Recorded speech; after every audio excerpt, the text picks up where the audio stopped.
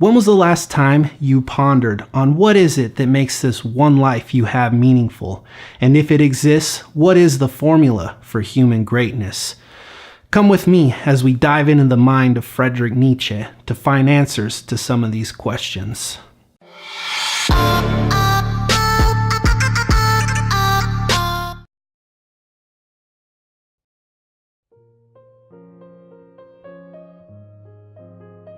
What if a demon were to creep after you one night, in the loneliest lonelies, and say, "This life which you live must be lived by you once again and innumerable times more, and every pain and joy and thought and sigh must come again to you, all in the same sequence. The eternal hourglass will again and again be turned, and you with it, dust of the dust." Would you throw yourself down and gnash your teeth and curse that demon?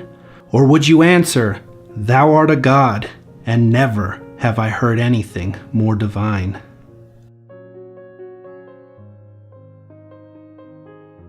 Nietzsche called the demon's proposal the heaviest of burdens, because in the world of eternal return, the weight of unbearable responsibility lays on every move we make. The central message of the 2016 film Arrival was actually based on this philosophical concept that was proposed by Nietzsche. As a warning, I'm going to spoil this film, so if you don't want the ending of the film ruined, now's your chance to turn this video off. On the surface, the film is about 12 mysterious spacecrafts that appear around the world.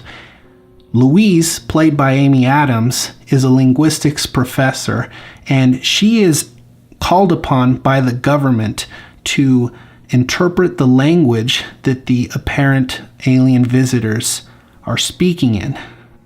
Along the way, Louise meets her newfound colleague, Ian, played by Jeremy Renner. Together, and with a team of scientists, they focus on cracking the aliens' written language, which is portrayed in smoke-like symbols.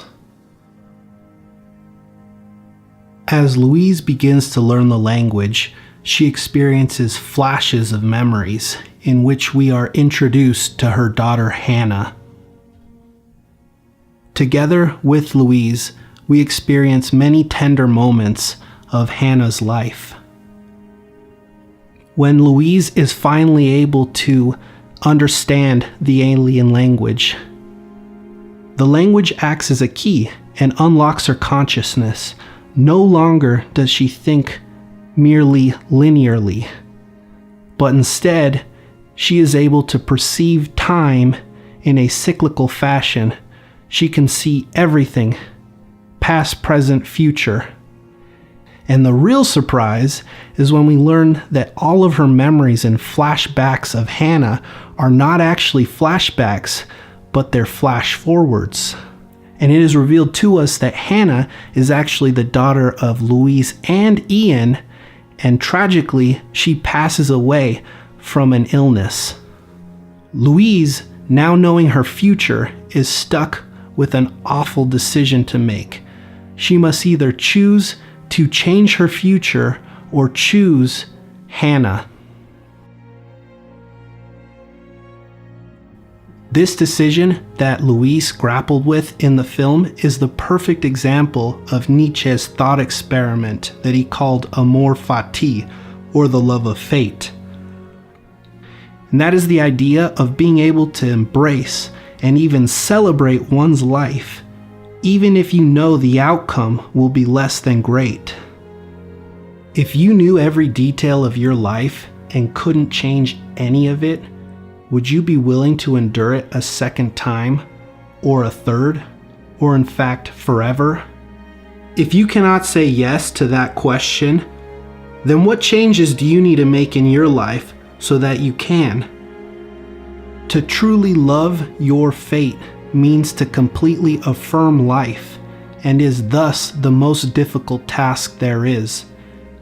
The difficulty lies in that life contains much evil, pain, suffering, and tragedy.